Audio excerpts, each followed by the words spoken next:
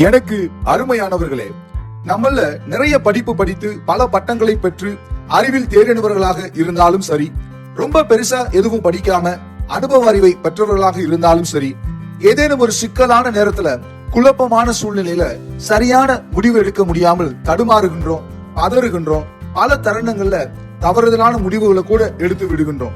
நம்மிடம் உள்ள அறிவு ஏதேனும் ஒன்றை குறித்ததான அல்லது ஒரு பிரச்சனைக்கான தகவல்களாக மட்டுமே இருக்கின்றன. அந்த தகவல்களை பயன்படுத்தி எப்படி சிறந்த முடிவுகளையும் தீர்வுகளையும் எடுப்பது என்று தெரியாமல் தடுமாறுகின்றோம். காரணம், நம்மை உண்டாக்கின பரிசுத்த தேவனால் நமக்கு அருளப்பட வேண்டிய பிரதானமான ஒரு தெய்வீக பரிசான ஞானம் நம்மிடம் குறைவுபட்டிருப்பதே. இன்னும் சொல்ல வேண்டுமானால், நம்மில் அநேகருக்கு அறிவுக்கும் ஞானத்திற்கும் எந்த ஒரு பெரிய வித்தியாசமும் இல்லை என்று நினைத்துக் கொண்டிருக்கின்றோம். அது முற்றிலும் தவறு. நம்மிடம் உள்ள அறிவும் தேவன் நமக்கு தரும் ஞானமும் வெவ்வேறானவைகள். உதாரணமாக, சாலை விதிகளை அறிந்து வைத்திருப்பது அறிவு. அதே சாலை விதிகள் நம்முடைய பாதுகாப்புக்காக வழங்கப்பட்ட வழிகாட்டல்கள் என்று ஏற்றுக்கொண்டு அவற்றை பின்பற்றி பாதுகாப்பாக வாகனம் ஓட்டுவது ஞானம். அதிகப்படியான சர்க்கரை உண்பது தீங்கை விளைவிக்கும் என்பதை தெரிந்து வைத்திருத்தல் அறிவு. இந்த அறிவை பயன்படுத்தி நம்முடைய நடைமுறை வாழ்க்கையில் சர்க்கரை உணவை சமநிலைப்படுத்தி தேவையான அளவு மட்டுமே பயன்படுத்தி நம் உடலை ஆரோக்கியமாக வைத்துக் கொள்வது ஞானம். ஏதேனும் ஒரு இக்கட்டான சூழ்நிலையில் என்ன செய்ய வேண்டும் என்ற வழிமுறைகளை தெரிந்து வைத்திருப்பது அறிவு. அந்த வழிமுறைகளை, அதாவது அந்த அறிவை பயன்படுத்தி எப்படி செய்தால் அந்த சூழ்நிலை சுமூகமாகவும் அனைவருக்கும் பயனுள்ளதாக மாறும் என்று அறிந்து செயல்படுவது ஞானம்.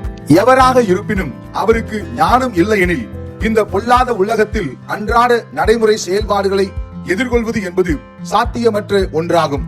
நம்மில் பலருக்கு உலக ஞானம் இருக்கும்.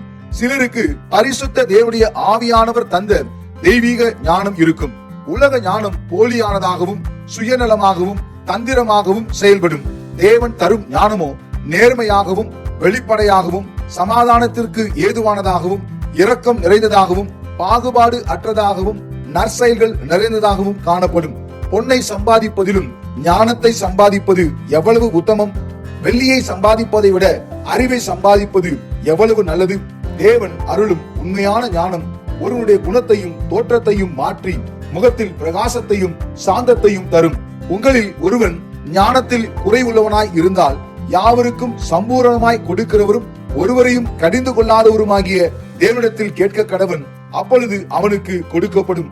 அகந்தை வரும் பொழுது அவமானமும் வரும், ஆனால் தாழ்மையுடனோ ஞானம் வரும் என்று ஞானத்தின் மேன்மையை குறித்து பரிசுத்த வேதாகமத்தில் இப்படியாக குறிப்பிடப்பட்டிருக்கின்றதை நாம் காண முடியும். ஒரு முறை இயேசு ஜனங்களுக்கு உபதேசம் பண்ணி கொண்டிருக்கின்ற சமயத்தில் விபச்சாரத்திலே கண்டுபிடிக்கப்பட்ட ஒரு ஸ்திரியை வேத பாரகரும் பரிசேயரும் அவரிடத்தில் கொண்டு வந்து அவளை நடுவே நிறுத்தி, போதகரே, இந்த ஸ்திரீ விபச்சாரத்தில் கையும் மெய்யுமாய் பிடிக்கப்பட்டால் இப்படிப்பட்டவர்களை கல்லெறிந்து கொள்ள வேண்டும் என்று மோசே நியாயப்பிரமாணத்தில் நமக்கு கட்டளையிட்டு இருக்கிறாரே, நீர் என்ன சொல்லுகிறீர் என்கிறார்கள்.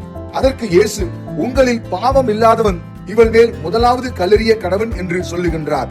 அதை கேட்டு தங்கள் மனசாட்சியினால் கடிந்து கொள்ளப்பட்டு பெரியோர் முதல் சிறியோர் வரைக்கும் ஒவ்வொருவராய் போய்விடுகின்றனர். இயேசுவோ அவளை நோக்கி, நானும் உன்னை ஆக்கணைக்கு உள்ளாக தீர்க்கிறதில்லை, நீ போ, இனி பாவம் செய்யாதே என்கிறார். இந்த சம்பவத்துல இயேசு ஞானமாய் கூறிய உங்களில் பாவம் இல்லாதவன் இவள் மேல் முதலாவது கல்லெறிய கடவன் என்ற வார்த்தையானது இயேசுவின் மேல் குற்றம் சுமத்தும்படியாய் வந்தவரிடமிருந்து இயேசுவை பாதுகாத்தது.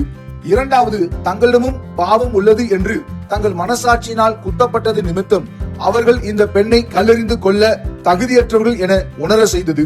மூன்றாவது, குற்றம் செய்து அகப்பட்ட அந்த பெண்ணும் இயேசுவால் மன்னிக்கப்பட்டு தன்னுடைய குற்றத்திலிருந்து விடுவிக்கப்படுகின்றார். தேவனிடமிருந்து நமக்கு வரும் ஞானமானது பிறரை கடிந்து கொள்ளுமே தவிர காயப்படுத்தாது. தன் குற்றத்தை உணரும்படி செய்யுமே தவிர எவரையும் குற்றவாளி என தீர்ப்பிடாது. எவரையும் சிறைப்படுத்தாது. மாறாக பாவக்கட்டிலிருந்து விடுதலையாக்கும். முரட்டுத்தனமான முகபாவனையை மாற்றி முகத்தில் பிரகாசத்தையும் சந்தோஷத்தையும் உண்டாக்கும். இப்படித்தான் பரிசுத்த வேதாகமத்தில் பழைய ஏற்பாட்டு நாட்களிலே தாவீது ராஜாவின் குமாரனாகிய சாலோமோன் மிகவும் சிறு வயதிலேயே தாவீதுடைய சிங்காசனத்தின் மேல் வீற்றிருந்தான். அந்த சமயத்தில் பரிசுத்த தேவனாகிய கர்த்தர் சாலோமோனுக்கு ராத்திரியில் சொப்பனத்திலே தரிசனமாகி, நீ விரும்புகிறதை என்னிடத்தில் கேள் என்று சொல்லுகின்றார். அதற்கு சாலோமோன், என் தேவனாகிய கர்த்தாவே, தேவரின் உமது அடியேனை என் தகப்பனாகிய தாவீதின் ஸ்தானத்திலே ராஜாவாக்கினீரே, நானோவென்றால் போக்குவரவு அறியாத சிறு பிள்ளையாய் இருக்கின்றேன். ஆகையால் உமது ஜனங்களை நியாயம் விசாரிக்கவும் நன்மை தீமை இன்னதென்று வகையறுக்கவும் அடியேனுக்கு ஞானமுள்ள இருதயத்தை தந்தருளும் என்று வேண்டுதல் செய்கின்றான். அதற்கு தேவன் அவனை நோக்கி, நீ உனக்கு நீடித்த நாட்களை கேளாமலும் ஐஸ்வர்யத்தை கேளாமலும் உன் எதிரிகளின் பிராணனையை கேளாமலும் நீ ஞானத்தை உனக்கு வேண்டிக் கொண்டபடியினால் உன் வார்த்தைகளின்படி செய்தேன். ஞானமும் உணர்வுள்ள இருதயத்தை உனக்கு தந்தேன் என்று சொல்லி சாலமோனுக்கு அளவில்லாத ஞானத்தையும் அத்தோடு சேர்த்து அவன் கேளாத ஐஸ்வர்யத்தையும் மகிமையையும் அவனுக்கு தருகின்றார்.